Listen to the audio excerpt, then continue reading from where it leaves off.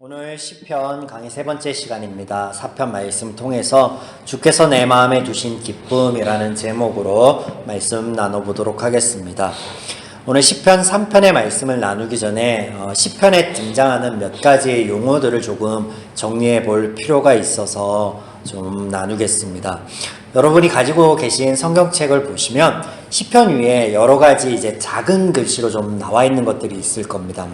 다윗의 시, 아삽의 시, 그런 것들이 있을 거예요. 그래서 인도자에 따라 현악에 맞춘 노래, 혹은 관악에 맞춘 노래, 이런 것들이 있을 거예요. 이런 문구들이 있을 텐데, 시편은 그 수집 목적이 예배를 위하여 이것들이 수집되었다 말씀을 드렸습니다. 실제로 다윗과 솔로몬에 의하여 만들어진 이스라엘의 성전 봉사자들은 이 시편의 시들을 가지고 여러 행사 때 사용하기도 하였습니다. 이를테면 솔로몬의 성전 봉헌식 때 사용되었었고요. 또 왕의 즉위식 등에도 이것들이 사용되었습니다.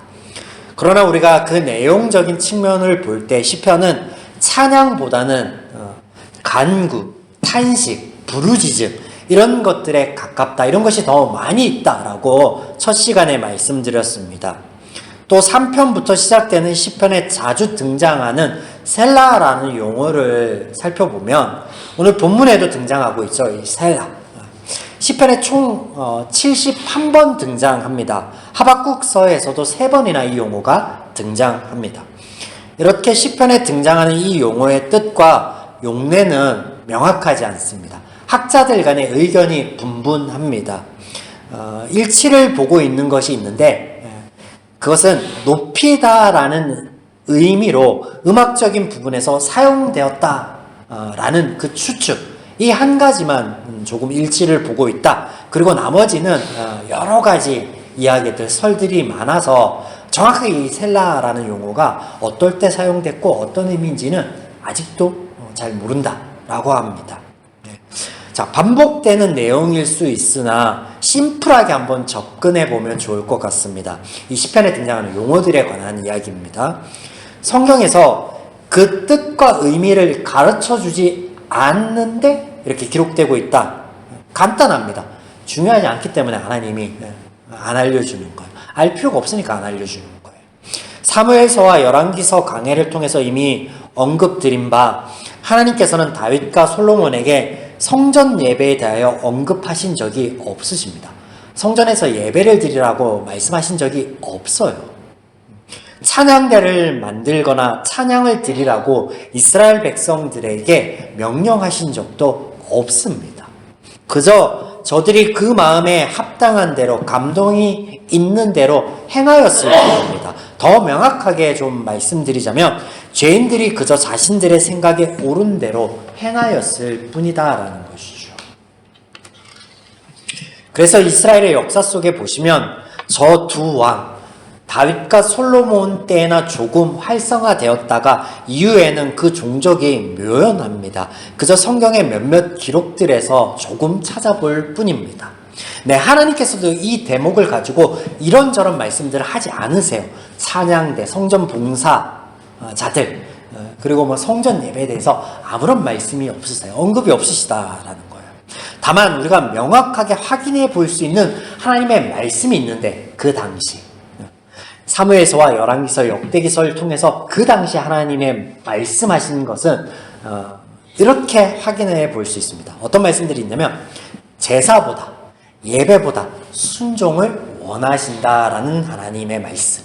사람이 아닌 하나님께서 사람을 위하시고 사람이 하나님의 집을 짓는 것이 아니라 하나님께서 사람의 집을 지으시겠다라고 약속하신 말씀. 또 말씀을 가까이 하라라고 하신 말씀. 이게 전부예요. 서두에서 이런 말씀을 드림은 시편 말씀을 나누며 저자나 배경, 음악적인 용어 등은 하나님의 말씀으로 시편을 묵상하며 나눔의 이해를 돕기 위해서 살펴볼 때도 있지만 살펴보지 않고 언급하지 않을 때도 있을 것을 말씀을 드립니다. 왜냐하면 중요하지 않기 때문에 그래요. 여러분의 성경에 등장하는 설명을 위한 그 작은 글씨들은 그러므로 무시해도 됩니다. 그냥 굳이 설명하지 않고 말씀을 드리지 않는다면 이거 그냥 알아도 그만 몰라도 그만이다라는 거예요. 그래서 저는 셀라라는 이 용어에 대해서 시편 강의하면서 앞으로는 한 번도 언급하지 않을 겁니다. 중요하지 않으니까. 정작 중요한 것이 있습니다. 시편 말씀을 나누면서 정작 중요한 것. 하나님의 일하심에 대하여 그 일하심을 통하여 하나님에 대해서 우리에게 알려주시고 가르쳐주시는 성경 전체에서의 이 시편의 위치입니다.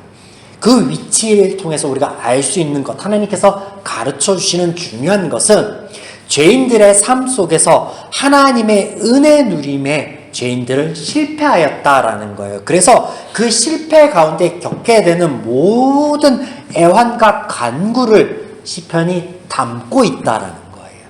그래서 찬양이기보다는 아우성이고, 찬양이기보다는 간구이고, 찬양이기보다는 애환이고, 찬양이기보다는 하나님을 향한 부르짖음이다. 시편은 그렇습니다. 그래서 시편에 대한 이해를 가지고 우리가 나눔을 할 필요가 있겠죠. 본문 1절입니다. 내 의의 하나님이여 내가 부를 때 응답하소서. 곤란 중에 나를 너그럽게 하셨사오니 내게 은혜를 베푸사 나의 기도를 들으소서. 이 시편 4편은 기도를 들으소서라는 간구로 시작되고 있습니다. 자, 여러분, 성경에 이 기도라는 용어가 언제부터 등장하였고 언제부터 사용되었는지 아십니까? 우리가 기도를 많이 이야기합니다. 일상생활 중에서나 그리고 예배 중에, 예배 순서에 있고 기도에 대해서 얘기를 많이 하는데, 정작 이 기도가 언제부터 이스라엘 중에 사용이 되었고 하나님은 말씀을 하셨는지. 자, 기도, 오늘 이 성경의 시편에 등장하는 기도라는 용어가 처음 등장하였던 때가 언제냐면 사무엘서와 열왕기서에서입니다. 자, 간략하게 살펴보겠습니다. 사무엘하 7장 27절에 등장하는데, 처음 등장합니다. 이 단어가 다윗이 하나님의 전을 짓겠노라 합니다. 다윗이 자신의 성전을 아주 크고 멋지게 휘황찬란하게 짓고 난 다음에 조금 민망하였는지 하나님의 전을 지어보겠습니다 라고 할 때 하나님께서 이것을 만류하시죠. 이것을 말리십니다. 사람이 아닌 하나님께서 사람을 위한다라는 의미에서 언약을 말씀하여 주시고, 다윗 네가 나를 위해서 내 집을 짓겠느냐? 아니, 내가 너를 위하여 너의 집과 너의 왕 위를 견고하게 하겠다라고 약속을 하여 주실 때, 이 말씀을 듣고 다윗이 한 번 더 하나님께 간구하는데, 내용은 하나님께서 내게 말씀하여 주신 것을 좀 꼭 지켜주셨으면 좋겠어요. 내 삶 가운데 은혜를 베풀어 주셨으면 좋겠습니다 라고 할 때 이 기도라는 용어가 등장합니다. 주의 종이 이 기도를 주께 간구할 마음이 생겼나이다. 하나님의 말씀을 듣고 이때 기도라는 용어가 등장합니다. 자, 두 번째로 등장할 때가 언제냐? 공교롭게도 열왕기상 8장 28장에 등장하는데 솔로몬이 말할 때 등장합니다. 성전과 관련하여 등장합니다. 성전을 완공하고 언약궤를 성전에 옮긴 후에 솔로몬이 이스라엘 백성을 향하여 일단의 연설을 하고, 연설이 끝난 후에 하늘을 향해 손을 들고 기도를 하는데 그 내용이 똑같습니다. 다윗과 은혜를 베풀어 주소서라는 내용이에요. 그때 등장합니다. 8장 28절에 이 종이 오늘 주 앞에서 부르짖음과 비는 기도를 들으소서. 이때 등장합니다. 자, 하나님께서 우리의 삶의 모든 부분을 아시며 동행하여 주시고 은혜를 베풀어 주실 것을 작정하셨다라는 말씀을 하시는데, 시편 1편과 2편이 이 선언이었습니다. 우리가 지난 시간과 지지난 시간에 살펴보았죠. 그러나 우리의 연약함 때문에 하나님께서는 우리의 삶 가운데 함께 하시고 우리를 도와주시고 너를 향해서 언제나 귀를 기울여 줄 것에 대해서 말씀하시는데, 그 하나님의 말씀에도 불구하고 우리의 연약함 때문에, 우리의 죄성 때문에 하나님 앞에 간구할 수밖에 없음을 우리는 이 시편을 통해서, 성경을 통해서 알 수 있습니다. 기도라고 번역된 이 단어 자체가요, 간구입니다. 간구라는 사전적인 의미는 바라는 것들을, 얻고자 하는 것들을 아뢰는 거예요. 내가 원하는 것, 내가 바라는 것을 아랜다. 이 기도입니다. 성경에 처음 등장한 기도는 간구였습니다. 야곱이 고향으로 돌아갈 때 형 에서가 그를 맞이하러 오죠. 그래서 큰 두려움이 그를 뒤집어 싸고 있을 때 천사와 더불어서 씨름을 합니다. 근데 그 씨름하는 이유, 내용이 뭐냐면 하나님 나에게 은혜를 주시옵소서, 복을 주시옵소서, 형 에서의 살기로부터 안전하게 하여 주시옵소서 라고 하는데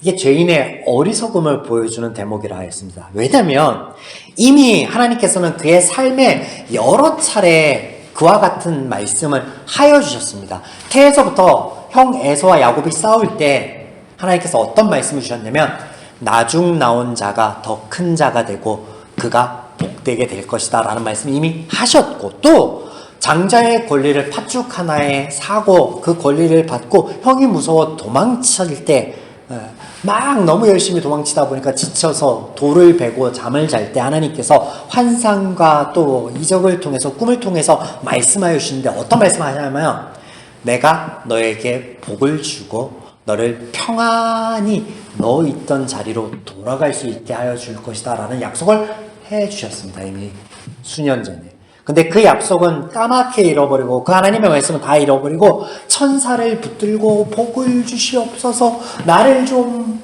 안전하게 돌아갈 수 있게 해주세요 막 씨름하다가 언제까지? 다리뼈가 부러질 때까지. 이게 죄인의 어리석음이라고. 하나님이 이미 약속하여 주셨는데 그냥 가면 돼요. 그럼 아무 일도 없었을 거야.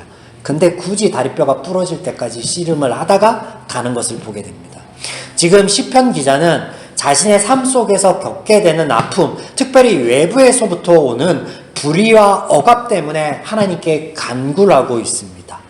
그러나 우리가 먼저 볼 것은 우리의 간구가 제 아픔에서부터 시작되고 있다라는 성경의 가르침입니다. 2절, 인생들아 어느 때까지 나의 영광을 바꾸어 욕되게 하며 헛된 일을 좋아하고 거짓을 구하려는가. 죄인의 삶이 추구하는 모든 것들이요 거짓된 것들, 헛된 것들을 바라기 때문이다 라고 성경은 말씀하고 있습니다. 인생의 허무함, 인생의 아픔들이요 죄 때문이다 라고 말씀하고 있는 거예요. 사랑하는 여러분, 우리의 삶 속에서 불의와 억압을 내가 마주하게 될 때 내가 의롭고 선하기 때문에 그것을 마주하는 게 아니라는 거예요. 그러면 어떤 거예요? 세상을 움직이고 우리가 살아가는 이 세상의 가치관이 하나님의 마음과 하나님의 원리와는 다른 제 가치관, 제 원리로 운영되어지고 있기 때문에 그 속에 살아가는 우리들은 필연적으로 이 죄의 속박 안에 놓여서 억울함을 맞이할 수도 있고 또 불의를 만날 수도 있다라는 거예요. 그러므로 우리는 얼마든지 그 속에서 신음하고 고통당할 수밖에 없음을 오늘 말씀하고 계십니다. 그러나 또 기억할 것은 우리의 형편을 이미, 그 모든 형편을 이미 아시는 하나님께서 우리가 말씀을 드리고 우리가 간구하고 우리가 신음하지 않아도 이미 동행하고 계신다라는 사실이에요. 우리가 어떤 모양으로 그 하나님께 나아가든 그러므로 하나님께서는 우리의 간구를 들으실 준비가 되어 계신다. 3절, 여호와께서 자기를 위하여 경건한 자를 택하신 줄 너희가 알지어다. 내가 그를 부를 때 여호와께서 들으시리로다. 하나님께서 우리의 모든 간구를 들으시겠다라고 말씀하십니다. 여기서 듣다라는 동사는 우리에게 너무나 익숙한 동사인데 바로 쉐마라는 동사예요. 쉐마. 하나님께서 이스라엘 백성들에게 하나님의 말씀을 순종하라, 들으라, 경청하라 하실 때 그 모든 단어가 이 쉐마예요. 쉐마. 그런즉 하나님께서 우리의 모든 형편과 간구에 대해서 귀 기울이겠다, 경청하겠다, 내가 하나도 놓치지 않고 그 신음의 소리를 듣겠노라라고 약속하고 계신다라는 거예요. 3절은 그런 의미에서 원문에서 너희는 알지어다라고 시작되고 있습니다. 우리말에서는 그렇게 시작되고 있지 않지만 원어, 히브리어 원어에서는 그렇게 시작되고 있습니다. 너희는 알지어다라고. 여기서 알지어다라는 단어는 제가 여러 번 말씀드린 알다라는 단어예요. 삶의 모든 영역에서 경험을 통해서 전인격적으로 알게 된다라는 그 알을 의미하는 단어이죠. 우리의 간구는 여호와께서 자기를 위하여, 즉 하나님의 하나님 되심을 위하여 들으실 것인데, 우리의 모든 삶 속에서 이런 하나님을 우리는 경험하고 만날 것에 대해서 하나님은 약속하여 주십니다.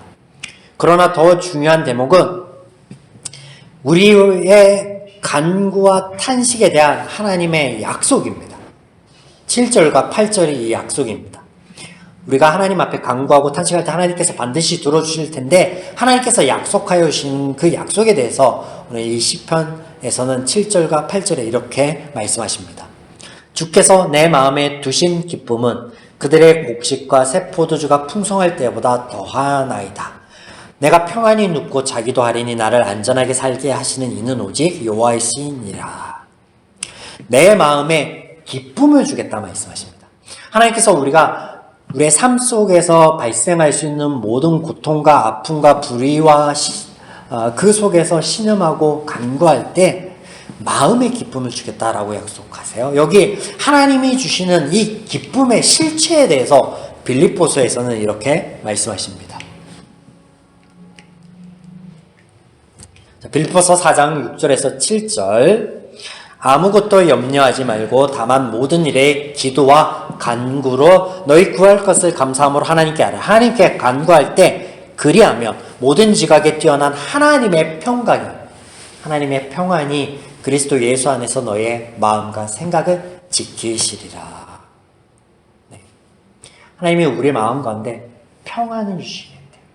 이게 기쁨의 실체인데, 여러분, 모든 것을 다 가졌으나 아이 없음에 탄식하고 하나님 앞에 간구하였던 한나의 이야기를 한번 떠올려 볼까요? 하나님께서 그 한나에게 기도를 들어주시고 마음 가운데 성령님이 임하셨을 때 무엇이 생겼냐면 평안이 생겼습니다. 그래서 성경에 어떤 표현이 등장하냐면 그 얼굴에 수심의 빛이 사라졌다, 근심이 사라졌더라 라고 표현하고 있습니다. 네, 하나님이 주시는 기쁨의 실체가 마음의 평안이다라는 거예요. 마음의 평안. 재밌는 것은 하나님께서 약속하신 이 기쁨이 어떤 것과 비교되고 있는지 우리가 볼 필요가 있죠. 어떤 것에 비교되냐면 바로 곡식과 새 포도주와 비교되고 있습니다. 이 단어들은요, 추수 때의 풍성함을 의미하는 단어들이거든요. 하나님께서 마음에 두시는 평안은 이런 추수 때의 풍성함, 즉 물질적인 만족에서 오는 기쁨보다 더 할 것이다 라는 것을 말씀하시는 거예요. 의미심장한 말씀입니다.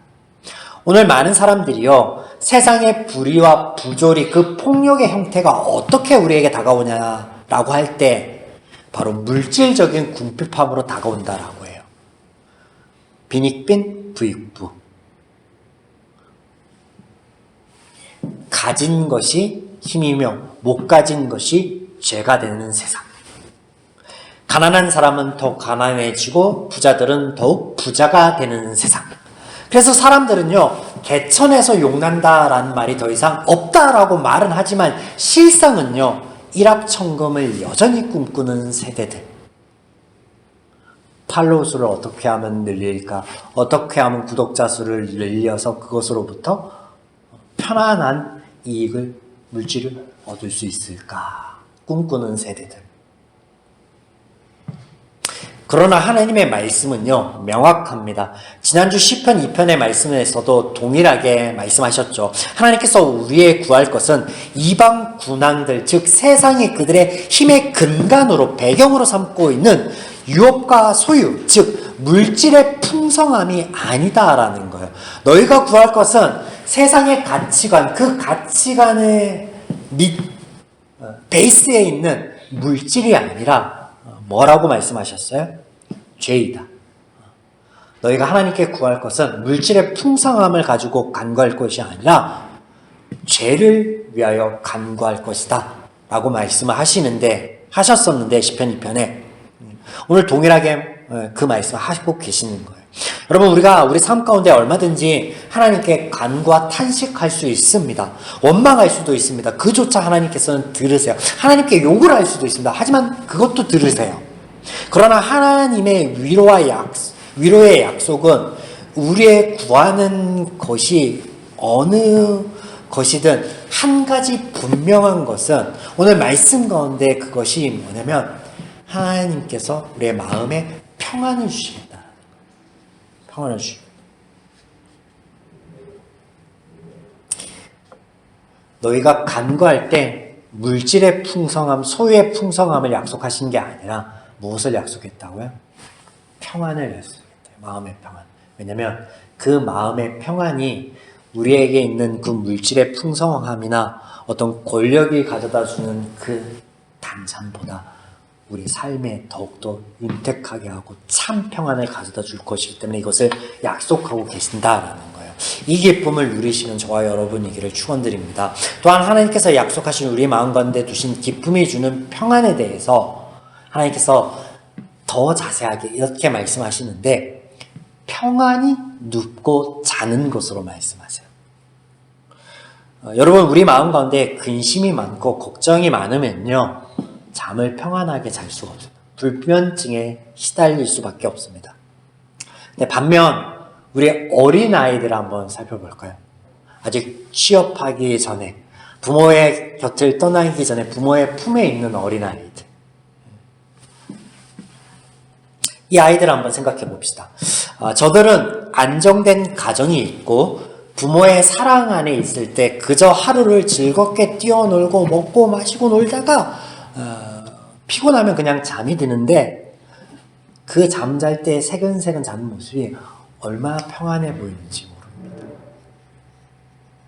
하나님이 주시는 마음의 평안이 저와 여러분에게 이렇게 수면의 질을 높여줄 것에 대해서 말씀하시는데 쉼은요, 오늘 우리의 쉼은 하루를 또 내일을 한 주를 1년을 살아갈 힘이 됩니다. 그래서 하나님이 이 근원적인 쉼을 우리에게 약속하시는지 모르겠습니다. 하나님께서 주시는 마음의 평강이 저와 여러분에게 수면의 질로 이어지길 다시 한번 축원드립니다. 시편 2편 12절 말씀입니다. 하나님께 피하는 모든 사람은 다 복이 있도다.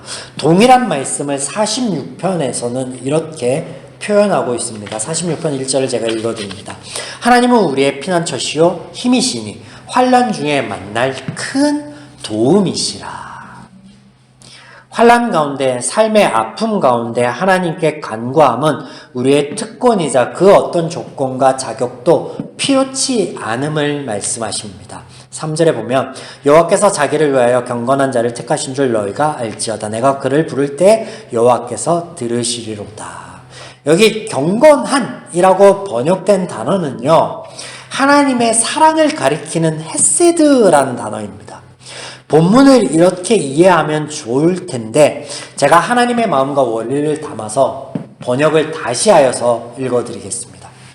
너희는 알지어다. 하나님께서 하나님 되심으로 그의 사랑하는 자들을 구별하도록 시키셨으니 내가 부를 때 들으시리로다. 하나님께서 우리 간구를 들으시는 이유는 오직 하나님의 사랑하심 때문이다 라고 말씀하고 계십니다. 또한 우리가 유의할 것은 우리가 하나님을 부를 때, 하나님께 피할 때 하나님께서 우리의 피난처가 되어주시며 평안을 주실 것을 믿음으로 다음과 같은 것들을 구별토록 요청하고 계십니다. 이것이 4절과 5절인데 쉬운 성경으로 제가 읽어드립니다. 화가 난다고 죄를 짓지 마라. 너희는 잠들기 전에 조용히 생각하며 자기 마음을 살펴보아라. 주께서 올바른 제사를 드리고 여호와를 믿고 의지하여라. 우리가 삶 가운데요, 맞게 되는 불의와 또 부당함과 그리고 우리를 비난하는 비난의 소리들, 그것 때문에 화가 날 수 있고 마음이 얼마든지 무너질 수 있습니다. 그런데 그 화남으로 인하여 죄를 짓지 말고 조용히 생각하며 하나님께 간구하라, 하나님께 아뢰라 라고 합니다. 그러면 하나님으로부터 오는 평안이 우리의 마음과 생각을 지키게 하며 또 우리에게 평안히 자고 일어나서 내일을 맞이할 수 있도록, 새 날을 맞이할 수 있도록, 오늘과 다른 부당하고 힘겨웠던 오늘과 다른 새 날을 맞이할 수 있게 하실 것이다 라고 말씀하십니다. 사랑하는 여러분, 오늘 우리가 삶 가운데 만나게 되는 모든 불의와 거짓들, 불평과 비난, 아픔, 그 모든 것들을 하나님께 쏟아 놓으시기 바랍니다. 하나님께서 다 들으시고 우리의 마음과 생각을 지킬 것이다 약속하고 계십니다. 이것을 잊지 말 것을 또 믿음으로 바라보며 마음속에 있는 그 응어리들과 화들로 죄 짓지 말기를, 특별히 나의 가장 가까이에서 나의 편의자 동력자가 되어주는 사랑하는 가족들 또 친구들, 그들 앞에 쏟아놓지 마시기 바랍니다.